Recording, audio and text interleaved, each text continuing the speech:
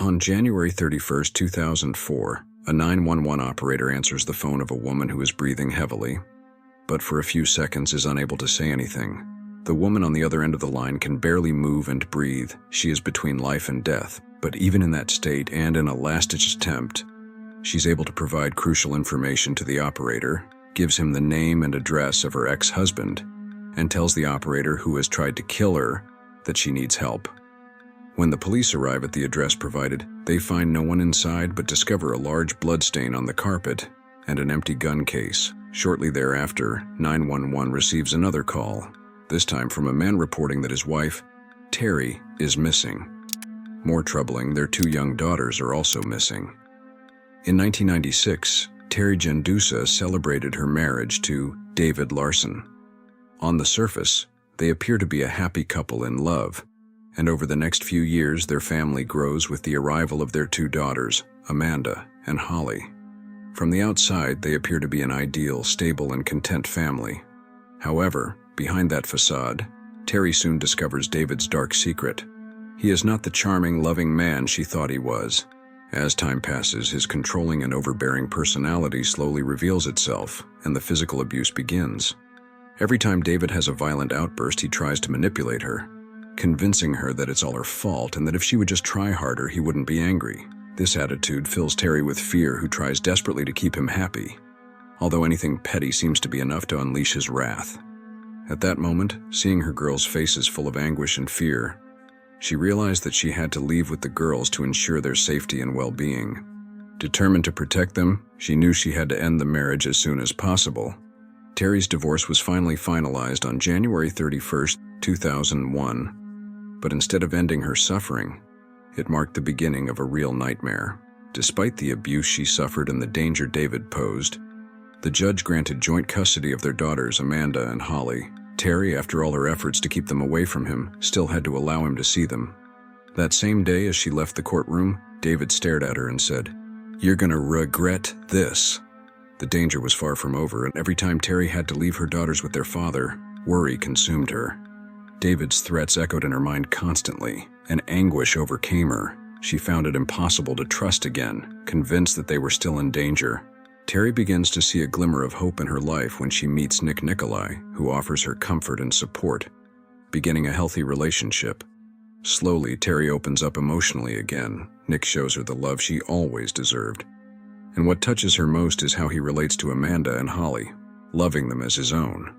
Happiness settles into their home, and in 2003, Teri and Nick announced their marriage, further cementing an extended family.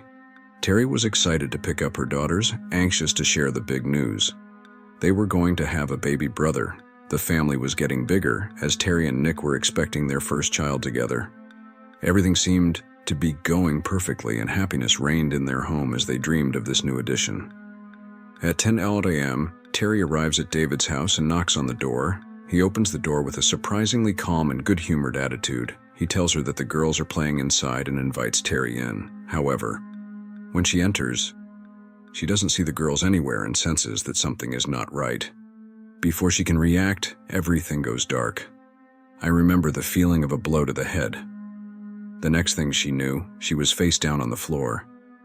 It felt like my whole body was paralyzed, Teri recalled. Before she could realize what was happening, David began wrapping duct tape around her. In that instant, her instincts kicked in. "Where are the girls?" she thought. "I can't die. I have to help my daughters." As David tried to choke her with his hand on her, Teri struggled with all her might. But she was losing blood rapidly and was unable to escape. Horrified, she felt David stuff her into a trash can, covering her with snow and ice. Then she heard him seal the lid with more duct tape, trapping her. David loaded the canister into his truck and covered it with a tarp. "I didn't know if he would leave me in the woods or why he didn't shoot me yet. Maybe he really wanted me to suffer." As Teri tried to process the situation, she thought about the danger her daughters faced if David got his way. She knew he could hurt them. In the midst of her distress, she realized something crucial. David had made a mistake. He hadn't realized he had his phone in his pocket. Teri manages to reach 911. The operator, initially skeptical and thinking it might be a prank, is faced with a life or death situation. Teri provides crucial information, such as her ex-husband's name and address, and hangs up, not knowing if she was believed. She has no idea where they are taking her, but at least she feels a glimmer of hope. She manages to make a second call, this time to her husband, Nick. Upon speaking to her, he panics and alerts the police. Nick informs the authorities that his wife is missing, but she is not the only one. He reveals that David had the girls during a scheduled visit. Teri went to pick them up, but they still hadn't returned. The situation becomes a race against time to locate the missing mother and her 2 daughters. As the police head to David Larsen's house, he drives around in his pickup truck with Teri trapped in the trash can in the back. Teri struggles to free herself, pushing with all her might, until she manages to get a hand out of the can. She waves desperately, hoping someone will come by and see her. Before she can be seen, however, David notices her movements in the rearview mirror and stops the vehicle immediately. He gets out and approaches Teri, warning her to stop struggling. After threatening her, he turns around to return to the van.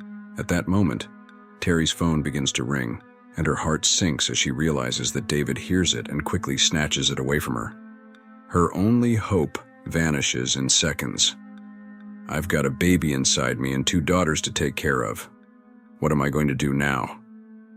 Suddenly, the truck stops and Teri hears Amanda and Holly outside. To her surprise, her daughters are laughing and running.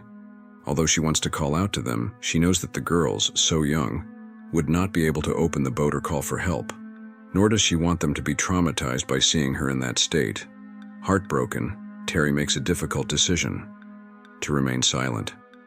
Hearing her daughter's laughter gives her some comfort in knowing that they are okay, but she fears that if they discover at that moment what their father has done to her, he might take his anger out on them. Teri doesn't know where he is, but she senses how he sets the trash can on the floor and starts piling things on top of it. She remains silent, so he believes she is dead. As she whispers in prayer, "Please get me out of here, please protect my girls," the pain from her wounds and the extreme cold begin to make her lose consciousness. At the same time, the police intensify their search, but time was running out.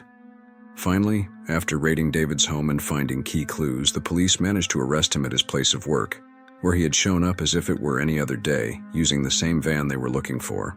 At first, David refuses to cooperate, but when the detectives press him about the girls' whereabouts, he assures them that they are safe with their nanny. The officers quickly verify this statement, and sure enough, they find Amanda and Holly at the address indicated. Investigators confiscate David's personal items, including his wallet and clothes. Inside his wallet, they find several business cards, and desperate, the police begin calling every number they can find, unsuccessful at first. They are stopped dead in their tracks when they discover a card that stuns them, a note from a storage unit in Wheeling, Illinois. Upon contacting the facility, an employee confirms that David Larsen has a unit there and had, in fact, been to the location the day before. With this new lead, the officers immediately head to the storage facility. Upon arrival, Teri hears voices saying, "We're the paramedics." Miraculously, they find Teri alive at the scene. Teri is immediately hospitalized. Although surviving is great news, she faces a heartbreaking loss. Due to the trauma she has suffered, she has a miscarriage, losing the baby she was expecting with Nick. In addition, severe frostbite requires the amputation of her toes, news that paradoxically brings her some relief to hear. Today, Teri is dedicated to protecting and supporting other survivors of domestic abuse. She visits colleges and lectures to young students on how to recognize the warning signs in an abusive relationship, how to escape these situations, and where to seek help. Although she left David when she saw the violence, at the time the laws did not provide enough protection, which motivated her to fight tirelessly for greater rights for victims. Teri became the face of the campaign to pass Marsy's Law in Wisconsin, providing more safety for victims at the state and county level. This bill became law in 2020. Today, she enjoys life with her husband Nick and their family, and they have even welcomed a new baby. Her story is a testament to her strength and love for her daughters and an inspiring example for victims, reminding them that it is never too late to ask for help. If you like the case, don't forget to like it and turn on the little bell so you don't miss any other stories. See you next time.